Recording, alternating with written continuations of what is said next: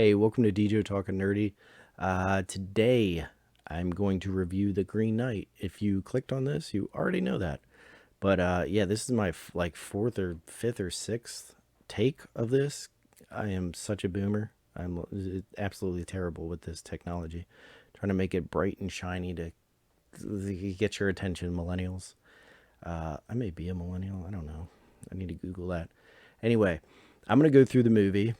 I'm not gonna do the super long 40-minute one I made because I don't think you'll sit through that. Plus, I messed it up. I'm gonna give you my basic thoughts, right? Whether you should see it, what's good, what's bad, and then I'm gonna go into spoilers. Okay, so once I say spoilers, of course, they're spoilers. So don't bitch in the comments. So let's go into basic. Okay, so I'm going to do this and this and this so you can see something's flashy. There's bright lights for it to keep your attention.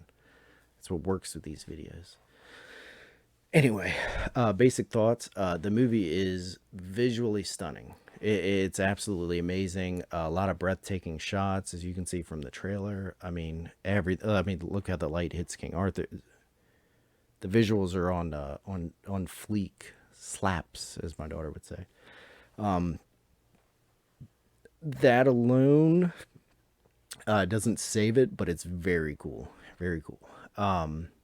I shouldn't be so negative. I'm not saying that I don't like it at all. I very much enjoyed this movie. I should probably stop watching the trailer while I'm trying to talk to you guys.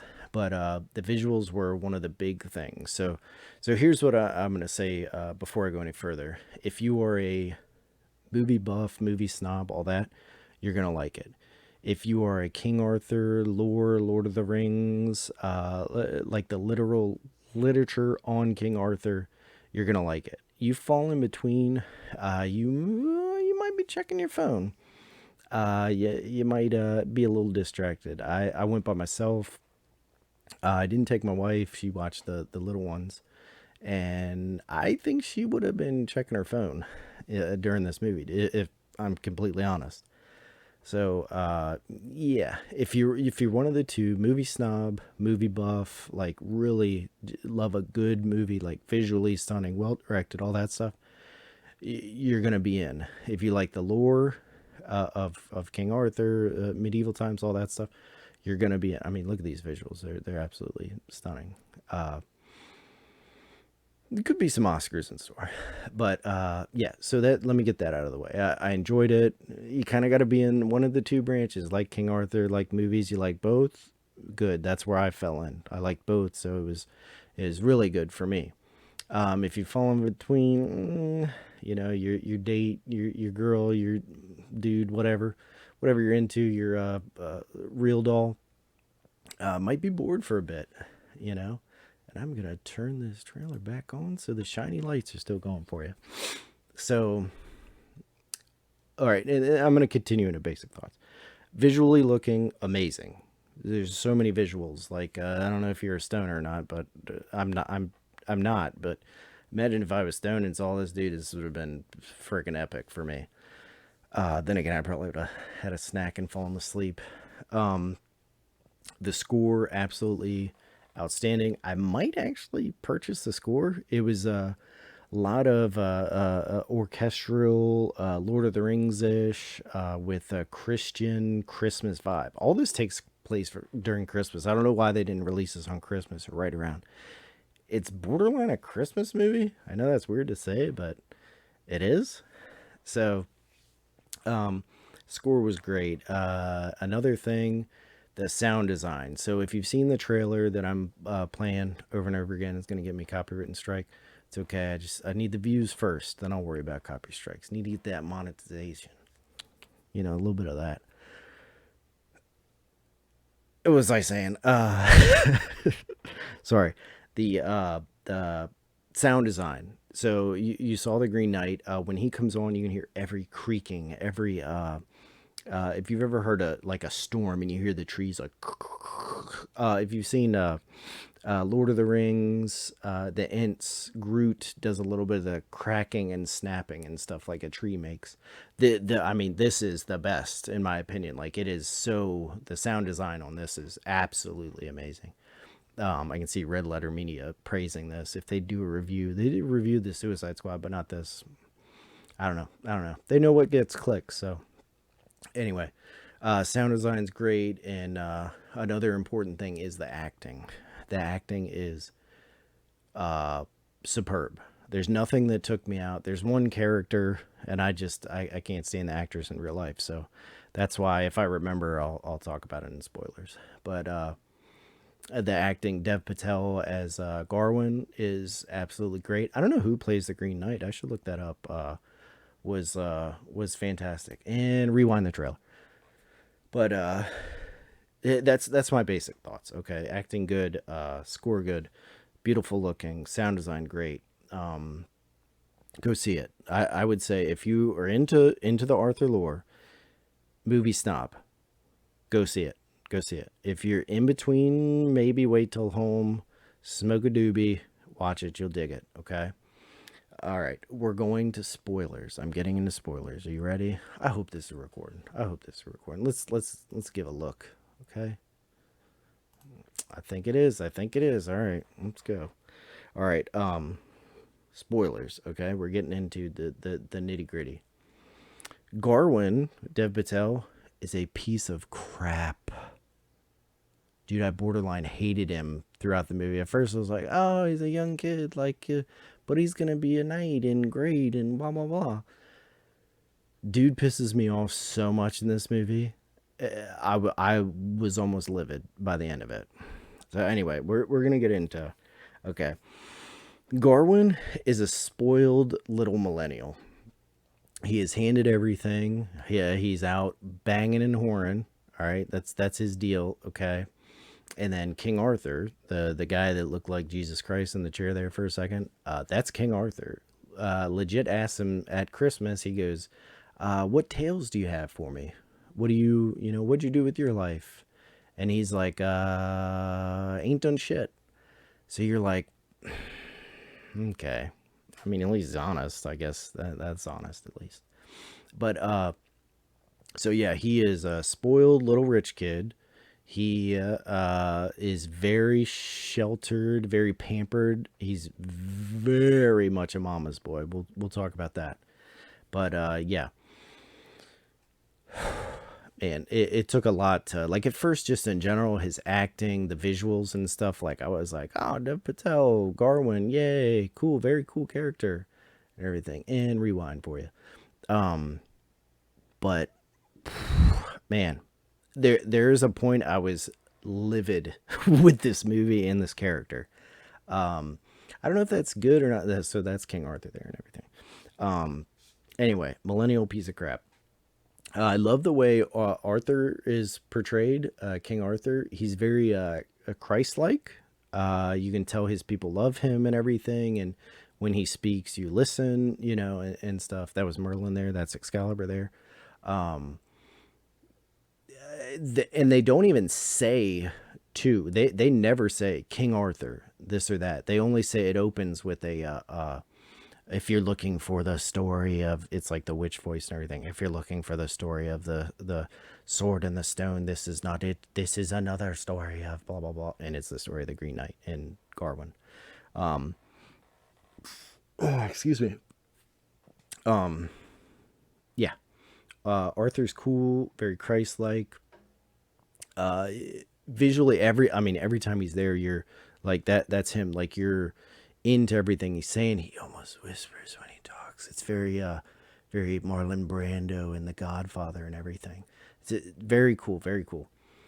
So that I liked. I liked the Excalibur, the look of the sword, the natural look and everything. Because I imagine Excalibur was almost plain looking. There's some movies that make it look like He-Man, American Gladiators combined. I don't know if that mixes or not, but anyway.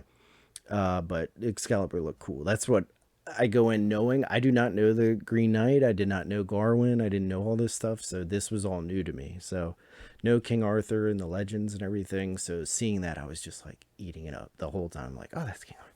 That's King, freaking out. That's the opening sequence where she's like, this is the other tale of blah, blah, blah, blah. But, okay. So let's get into Garwin is a turd.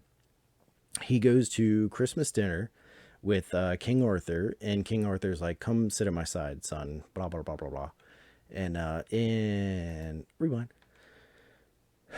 Come sit beside me. I'm sad that I've never had you here beside me. Never had you as a babe on my knee, bouncing and blah blah blah. And you can tell like it's serious. And Garwin takes it serious. He's like, wow, the king, is acknowledging me. He's probably like 24, 29 in this or something. And finally getting recognition from King Arthur, and it's King Arthur. So very, very cool. And King Arthur asks, what you done with your life? Uh, Begale me with a story. I want to hear how awesome you are. What have you done? You surely around all these, the round table and all these nights, you've done something. Nope, he's a millennial. He ain't done shit. So you can tell he's a loving uncle. Garwin, by the way, is his nephew. But he's also kind of like, kid, do something with your life. So all of a sudden, the Green Knight breaks in. Right, you've seen in the little sequence. This almost plays linear. So see him breaking in there. Let's do that again. Bam! Green Knight breaking in. Everyone's like, what? So, yeah. So Green Knight breaks in, and it's actually because Garwin's mom, she didn't go to Christmas dinner. She was casting spells and cast the Green Knight to come to this dinner and challenge. So we're going to pause it here. To challenge a warrior, whatever blow is met. God, the design. That's another thing. Like the design for stuff is so awesome. I hope I'm not like yelling into the mic. Look at this. Look at the rune markings and stuff. Oh, it's so cool. Like the Green Knight. Someone make an action figure of the Green Knight. For the love of God. McFarlane, NECA, somebody like make it. Anyway, the mom casts a spell, which I think essentially is for the son to challenge the son to combat, to give him a journey, give him a legend, give him a purpose is the best word. Give him purpose, right?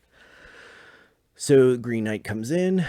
The Guinevere, I believe, reads the challenge of the Green Knight in the game. They call it a game. It's a Christmas game that whoever shall land a blow on the Green Knight, who's brave enough to land a blow on the Green Knight, shall receive his axe and his worthiness and his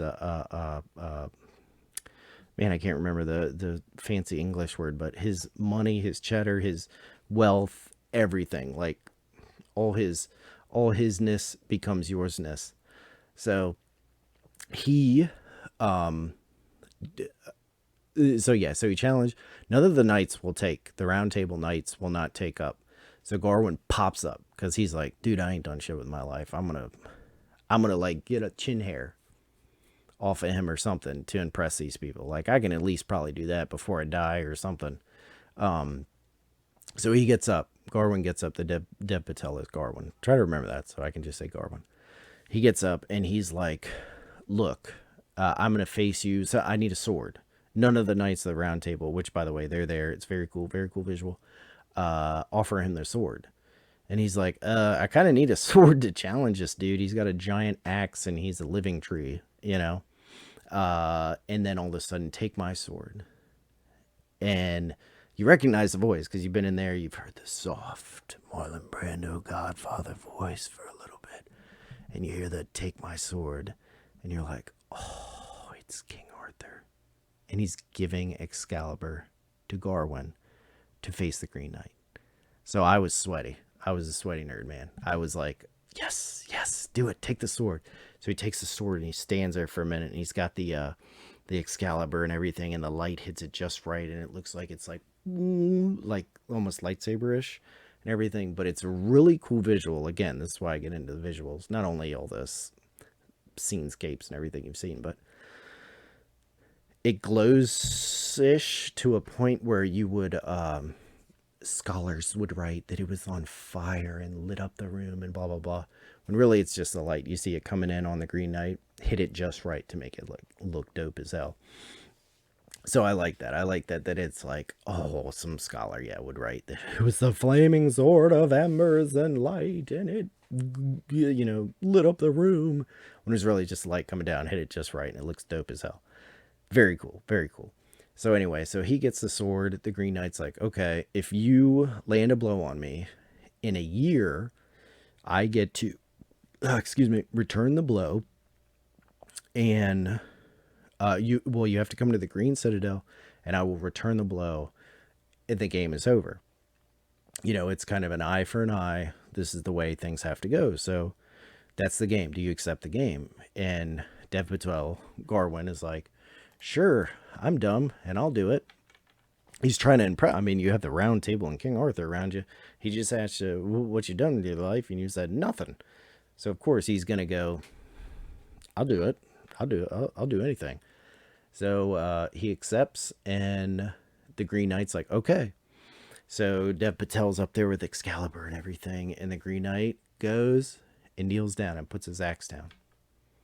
Kneels down on the ground and moves his neck for the kill blow and just sits there. And Dev Patel's like, come on, fight me, blah, blah, blah, blah, you fight me, blah. And finally, yeah, I mean, the Green Knight will not fight him. He just exposes his neck for the kill blow. And dummy Dev Patel takes it. Takes his head off. You'll see in the trailer. I'll be that guy. All right, let's do this. Bam, he just got his head off. That was the scene. And everyone's kind of like, I don't know if you should have done that. And everyone was kind of right. Well, let's put it this way. Merlin, because they show Merlin, which you would have seen in this trailer. They show King Arthur. I'm getting too into this, so I need to hurry up. Basically, he was too vivacious. Like, he went too far. Like, maybe you put a little nick on his cheek. He'll return that. You're brave. You go face him in a year. He'll return the nick. Blah, blah, blah. He cut his friggin' head off, so it's quite a bit. So Green Knight picks his own head up and is like, in a year, I'll see you at that Green Citadel. You better be brave and bring it. Rides off. Everyone cheers, and King Arthur's kind of like, I don't know. The round table and everyone else in the place cheer. But Dev Patel, so he goes on for, I'm going to let the trailer play now. So he goes on for a year, doesn't do crap, right? So he basically stays that spoiled millennial, right? Well, the years passing, and you see the years pass. This trailer is super linear. Linear. I'm glad I didn't focus too much attention on like what the real breakdown of this trailer was. I did trailer reviews. You can see if you go back. I mean, this is legit like linear what's happening. So he goes, he gets his armor and everything. His mom makes a pretty sash and everything. We'll leave it on the Fox. Let the Fox show. She makes a pretty sash, and inside it, so remember the mom made the witchcraft that brought the Green Knight, right? So she makes this sash for his waist, basically a belt that has a rune stone carved in with witchcraft to protect him. So if that's on him, he cannot be brought to harm. So he goes off on his journey, and this millennial fails over and over again, right? So he goes, he meets a guy on a, you can tell it's been a recent battle, and there's bodies, there's like things are still smoking and stuff. And he's like, I'll tell you how to get to the citadel, go down the river and this and that. And he's like, thanks, man. Garwin's like, thanks. And the dude's like, I don't get paid for giving you my kindness, giving you directions. So at first he doesn't want to pay him, then he flicks him a coin, and the dude's like, oh, little thanks for the dime, you know. And Garwin's like, yeah, you're welcome. He's got a bag full of coin, but didn't, wasn't generous. So that dude meets him up in the woods, gave him crap directions, and robs him blind. Dude's got his like skivvies on and tied up and left behind. So he can either lay there and die or crawl over, use all his might to get to, they left his sword because he had the axe and the sword. The doucher took the sword and ran away, or the axe, sorry. He gets a sword, unties himself, goes on his journey, continues. But right there, he failed. He should have been kind, gave him, 2 copper pieces or something, and been like, hey, where do I go? Then he gets to this random house. This is the actress I remembered. Okay, she's in. I don't think they show her anywhere, but she's in Falcon and the Winter Soldier. She's the one that what's the thing? The solo movie with the cool biker bounty hunter girl or a dude, you think, and then takes off her helmet, and it's a gingerhead girl. She's the main bad guy in the Falcon and Winter Soldier. But so when I saw her right away, it like took me out. I'm like, oh, I can't stand this actress. There's always like everything she's in has some stupid agenda. But luckily it didn't. She was some maiden that threw some lord away and said, no, you're not going to get this booty. He came back in the middle of the night, got that booty, chopped her head off, threw it in a pond, and Garwin is tasked with getting her head, giving her head back, giving her head. And he does that. That's like the only good thing he does. Like, we'll get into much more livid stuff. So he gives her head and moves on. Then they have like an interlude type thing. Like they kept having like cool font pop up and everything. Very, very cool. Very artsy. And it shows that's probably his main trek. They show it's all this stuff in the, well, not that stuff. That's the guy that robs him. All this stuff. If you're in the spoiler section, you know what I've seen. So maybe I should go faster. But you see all these giants and stuff. It's very cool and visual. And then the giants. He meets the fox. He has to get warm. The fox comes and warms with him. Very cool. He gets to the weird castle. So I do have to say, the interlude journey thing, I did kind of zone out on. I was thinking about what I was going to say in my review. But then the visuals, when the giants popped up, I was right back in. But when they were talking, even more so, in the giant boobies. But when they got to the weird castle, it's a very deadpan stop in the movie. It kept my attention because it was weird and I knew what was going on. They're essentially testing his worthiness, is he honest, his virtue, and which he fails like always. There's a lady of the house that lives there. She looks exactly like his love interest that lives at the castle, at King Arthur's castle that he loves. He basically throws her under the bus, says, nah, I don't really love her. You're hot though. And then she gives him a book that's a heart-shaped book and everything. He hides it from the Lord that runs the house.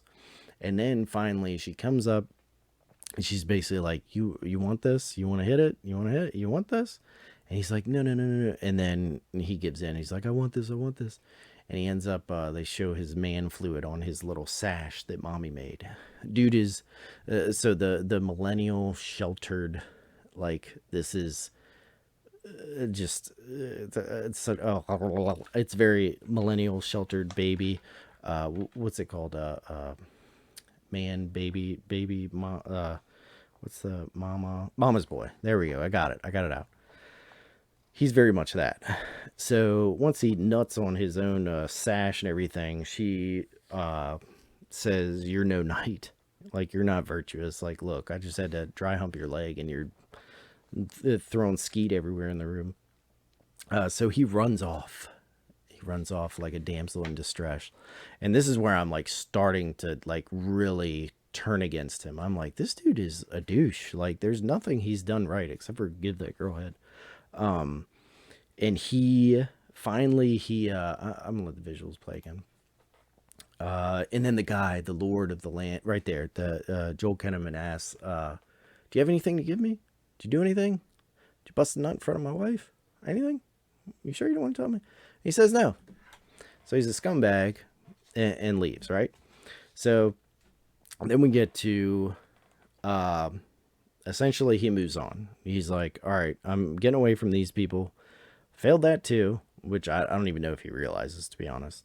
But then he gets to a river, and that's like the crossing point. And the fox, that's where you see, they show the fox right away talking this trailer, but it takes forever for him to say a word. And he's like, dude, you can't go in the river. For one, I felt like he's like, taking the river's cheating, don't do it. And you can't take that. You can't take your mama's boy diaper with you. You got to leave that sash behind. Like you're not. It's not you on this journey. It's you and your little shield, your little binky with you. You know, leave that shit behind. Be a man and go face the Green Knight. He says no again. It bugs the shit out of me, right? So he tells the fox to fuck off. He gets in the boat, goes up the stream to find the Green Knight. He finds the chapel, finds the Green Knight, all that stuff. And the Green Knight's like, okay, it's been a year later. Glad you came. You actually came. Good job. And then he's like, all right, you chopped off my head. You ready for me to return the blow tenfold? And he's like, not really. But eventually he kneels down and the knight goes to chop off his head and he runs away. He runs away. Dude, I was so pissed. I was honestly ready to leave the theater. I was like, this is like some Last Jedi bullshit to where failure is okay too. It's okay to be a loser. Don't ever try. You're okay. Mom and dad have money still. You can just live off that. That mom and dad's couth and everything. You're fine. So frustrating, dude. I was livid. And then all I could think of was what I was going to say in the review. I even wrote stuff down while I was in there. But yeah, so I'm pissed. So they go through his life of what would have been since he left the Green Knight, since he ran away. So he gets all the glory and everyone's kicking his ass. He gets that beautiful redhead and everything. He had a baby with Alicia Vikander, but took the baby and left her to, deal with her shit. And then he's king and everything, and he's living the life, but things don't go downhill till his son dies, the one with Alicia Vikander that he took. He dies in battle. Then they're breaking down let me rewind. Then they're breaking down the door and they're ready to do a coup, basically. Like, they don't like this king. Like, he's a piece of shit. And the people are realizing it. So they're breaking through the door. They want his head and everything. They break through the door and he pulls off the mama boy sash. He finally removes the diaper and his head falls off. It's pretty fucking cool. So essentially that little diaper was keeping him alive since he rejected the Green Knight, didn't follow through with his vow. And I was like, good, he's fucking dead, because I was pissed. I was like, good, show that he's a piece of shit for, not being virtuous, not living in honor and everything. And then the movie cuts back.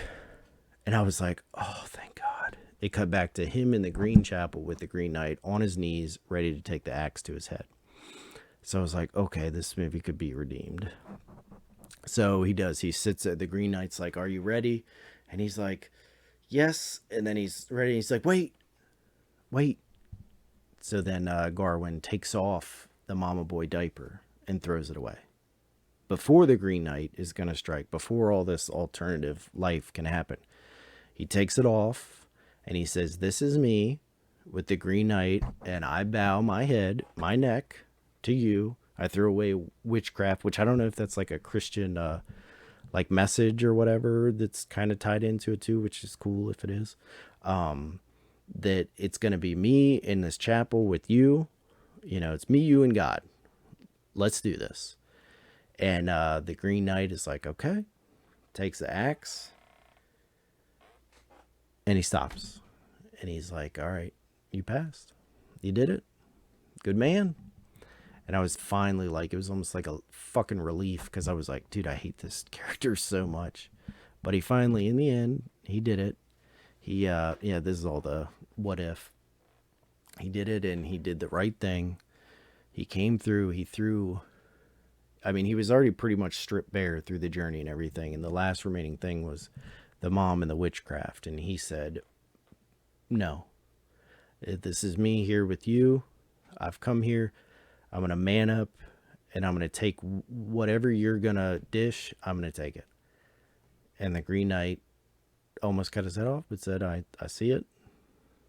You're worthy. You're good. That's where it pulled me back in. So I would say, and then the movie ends, of course. If it wasn't for that, this review would be just livid chaos because I'd be so mad that I spent the money and saw just nothing but a turd the entire time. But it wrapped itself up well. I love that it showed the what if, like, yeah, you can have all this virtue and everything, or not so much virtue, but you can have this popularity, but it's a lie. You'd be living a lie. You can have all this stuff, but it's just gonna be taken from you because you're a piece of crap. You know, be good, be virtuous, and come back and be real. Be a real man. Be real honorable. All that stuff. And I'd honestly like to see his continuation of being a good, virtuous, honorable, truthful king, you know. Um, but I doubt we'll get a sequel, which is fine. I can imagine what happens. But yeah, so that's it. Oh, perfect stopping spot on the Green Knight. I'll tell you what I really thought was going to happen was he cut off the Green Knight's head and then he was going to go and accept the Green Knight and essentially he would become the new Green Knight is what I thought was going to happen. And it'd be up forever, like circle the next person that's dumb enough to cut off his head because they're boisterous, or whatever.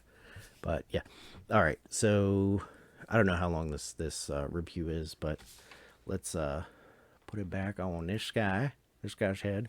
Um, Thank you for watching. I enjoyed it. I hope you enjoyed the film if you saw it. If you stayed through the spoilers, you obviously have seen it, or you just wanted a breakdown. But yeah, thank you for watching. Please subscribe, share. I hope I earned your subscription and everything. And tune back in. I'm gonna do a few more reviews tonight and get some stuff out. So thank you for watching. Main thing, thank you for watching. If you subscribe, that's awesome. But thank you for watching and letting my crazy brain spill out onto the YouTube. Appreciate it. God bless. I'll see you. Bye.